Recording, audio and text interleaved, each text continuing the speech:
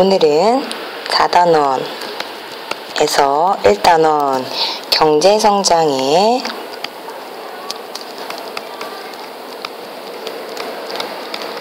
그림자에서 첫 번째 시간입니다. 자, 오늘 배울 내용은 페이지 155쪽입니다. 자, 경제성장 과정에서 나타난 문제점을 오늘 먼저 알아보도록 하겠습니다. 자, 여기 그림에 나와 있는 이야기를 보면 정우가 어머니를 따라 무료급식소 봉사를 갔습니다. 거기에서 경제적으로 어려움을 겪는 사람들이 많다는 것을 경험한 이야기가 나와 있습니다. 자, 이렇게 우리 사회에는 경제적으로 어려움을 겪는 사람들이 늘어났다라는 문제가 있는데요. 자, 그래프를 한번 살펴보도록 하겠습니다. 자, 그 중에서도 고소득층, 중산층, 저소득층 중에서 우리가 중산층의 비율을 한번 봅시다. 75.4, 75.3, 71.7, 69.2, 67.5 점점 어떻게 돼가고 있나요? 네, 맞습니다. 줄어들고 있죠. 자, 중산층이라는 것은 경제적이라던가 사회적, 문화적 수준이 어느 정도 중간 정도 되는 집단을 일컫는 말인데요. 자, 중산층의 비율이 줄어들었습니다. 그러면 이 중산층에 있었던 사람들이 어디로 간 걸까요? 고소득층? 저소득층? 네, 저소득층으로 내려간 경우가 많다는 것을 우리가 확인할 수 있습니다. 자, 고소득층의 비율은 별로 변화가 없죠. 그에 반해 저소득층의 비율이 많이 늘어났어요. 물론 중산층에서 고소득층으로 올라간 사람들도 일부 있었겠죠. 자, 그러면 봅시다. 우리가 이 그래프를 보고 알 수 있는 사실 뭘까요? 원래는 고소득층이 17.5, 저소득층이 7.5 정도고 대부분이 중산층을 차지하고 있었는데 고소득층이 늘어나고 저소득층이 늘어나면서 중산층은 줄어들게 되었죠. 그렇다는 건 뭐예요? 잘 사는 사람도 많아졌지만 못 사는 사람도 많아지고 이 차이가 바로 커졌다라는 것을 알 수 있습니다.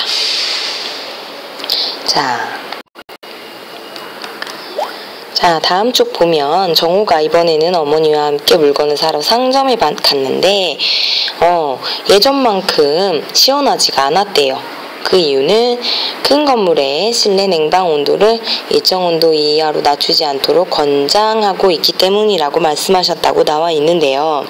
자, 그 이유는 뭘까요? 네, 맞습니다. 에너지를 절약하기 위해서죠. 자, 에너지 절약은 그렇다면 왜 하는 걸까요? 우리 알고 있죠? 네, 우리가 가진 자원이 한정돼 있어요. 어떤 거? 석유나 석탄 등의 자원이 한정되어 있는데 그전에는 에어컨 같은 물건들이 있지 않았기 때문에 에너지 절약 별로 신경 쓸 필요가 없었어요. 하지만 경제가 성장하면서 우리가 가전제품 같은 것을 많이 사용하게 되고 그로 인해 에너지를 많이 사용하게 되고 전기를 많이 사용하게 되고 자원이 한정되어 있는데 우리가 많이 사용하게 되니까 무슨 문제가 일어난다? 맞습니다. 부족한 문제가 생기게 됐습니다.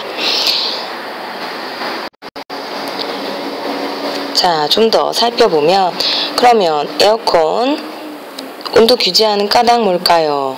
네, 뭐 하기 위해서? 에너지 절약하기 위해서죠. 자, 에너지 절약하지 않으면 어떻게 될까요? 네, 전기가 부족하게 될 거예요. 그래서 정전이 일어나면 우리 어떻게 돼요? 영어로는 블랙아웃이라고 합니다. 전기, 가로등, 그 다음에 뭐 TV, 여러분이 쓰고 있는 것들, 가전제품 대부분이죠. 다 스탑, 멈추게 된다는 거죠. 아주 심각한 일이 일어나게 됩니다. 그 다음에 어머니께서 주유소에 들르셨대요. 기름값이 또 올랐네요. 자, 대부분 우리나라 석유는 뭐 하고 있어요? 우리 무역할 때 배웠죠? 수입하고 있어요. 그런데 가격이 오르게 되면 생활하기 점점 어려워지죠. 그러면 이렇게 경제 성장으로 자원의 사용이 늘어났는데 이런 자원을 모든 사람들이 다 필요로 하고 있어요. 하지만 이런 것을 모두가 다 마음껏 흥청망청 쓸 수는 없죠.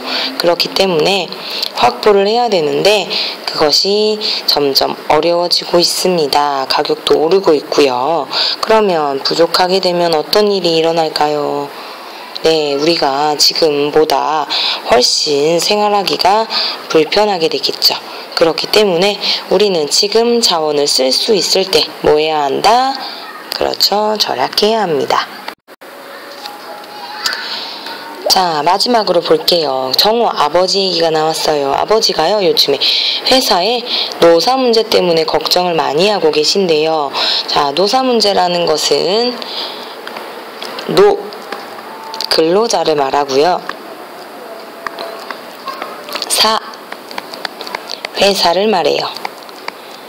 자, 근로자하고요, 회사 간에 서로 의견이 다른 거예요. 회사는 최대한 월급은 적게 주고 일은 많이 시키고 싶고요. 근로자는 일은 적게 하지만 월급은 많이 받고 싶어요. 이런 것들이 서로 갈등을 일으키죠. 자, 이것을 노사 문제라고 하는데, 자, 서로 자기의 이익만 주장하면 될까요? 안 되겠죠. 자, 회사도 어느 정도 물러서야 하고요. 근로자도 어느 정도 물러서야 하는 게 필요합니다. 계속 갈등을 일으키고 싸우면 우리 근로자들이 뉴스에서 본 적이 있을 텐데 파업이라는 걸 해요. 우리 일 안 할 거예요. 합니다. 그러면 회사 입장에서는 어떻게 돼요? 약속한 물건을 만들어내기로 약속을 해놨는데 파업을 하면 만들 수가 없어요. 그럼 계약이 문제가 생기기 때문에 회사가 큰 손해를 보게 됩니다. 그러면 회사가 손해를 보면 사장님만 손해일까요? 아니죠. 회사가 손해를 보게 되면 이익이 줄어들고 근로자한테 줄 수 있는 월급 또한 줄어들게 될 거예요. 결국에 길게 보면 근로자 또한 손해를 보게 된다는 겁니다. 그렇기 때문에 서로의 이익만을 주장하는 것은 옳지 않다. 자, 우리가 오늘 3가지 경제 성장이 발생했을 때 문제점 알아봤습니다. 뭐였죠? 첫 번째, 빈부격차가 심해졌어요. 중산층이 줄어들었다고 했어요. 그 다음에 두 번째, 자원이 부족해요. 우리가 편리하게 쓸 수 있는 건 좋은데 너무 많이 쓰고 있어서 그것이 문제가 되고 있죠. 자, 세 번째, 노사 갈등이 일어나고 있습니다. 자, 그 전에 예전에는 가족끼리 모여서 논농사 밭농사를 짓고 살았을 때는 노사 갈등 같은 것이 있지 않았겠죠. 하지만 공장에 사람들이 다니고 회사에 다니면서 회사의 입장과 근로자의 입장이라는 것이 생기고 두 가지가 서로 차이를 보이기 때문에 이렇게 갈등이 일어나는 문제가 생기게 되었다. 자, 요 3가지를 잘 기억하면 되겠습니다. 오늘 공부는 이것으로 마치겠습니다.